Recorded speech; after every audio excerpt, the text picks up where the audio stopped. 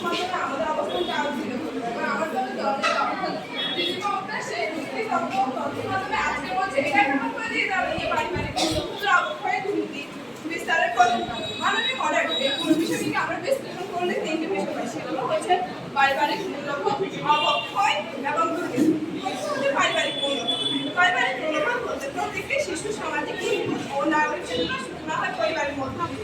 প্রথম অবস্থায় শিশু সহযোগিতা, সহিংসতা, ভ্রাতৃত্ববোধ, শ্রদ্ধাবোধ, ঐক্য, রেসপেক্ট ইত্যাদি সেখান থেকে শিশুরা হচ্ছে পারিবারিক মূল্যবোধ। অবক্ষয় হচ্ছে ভয়ভক্তি, দর্শা, সামাজিক মূল্যবোধ তথা সততা, শিষ্টাচার, অর্থবোধের, দেশপ্রেম, করুণাবোধ, পারস্পরিক মমতাবোধ ও অপরাধের নৈতিক গুণাবোধ লোপ পাওয়ায় হচ্ছে অবক্ষয়।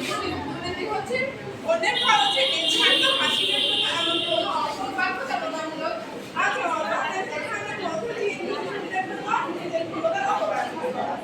মাননীয় মডেল দুর্নীতি আসতে পারে। দুর্নীতি একটি সামাজিক ব্যাধি যা একটি অপরাধ। অর্থনৈতিক বাংলাদেশে দেশে অনেক উন্নতি করলেও সমাজের বিভিন্ন স্তরে দুর্নীতির কারণে এর সুফল সুবিধা পাচ্ছে না। জাতিসংঘের দুর্নীতি বিরোধী সমাজে বলা হয়েছে দুর্নীতি সমাজের স্থিতিশীলতা ও নিরাপত্তার জন্য হুমকি।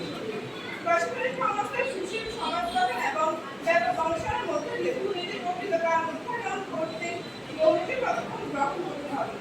মাননীয় মনোবিজ্ঞানীরা বলেছেন শিশুদের পরিবার থেকে সমাজ থেকে ছাত্র শিক্ষা নীতি এবং নৈতিকতা শিক্ষা মানুষ হয়। ঢাকা বিশ্ববিদ্যালয়ের মনোবিজ্ঞানের অধ্যাপক ডক্টর মাহফুজা খানম বলেন বাবা মায়ের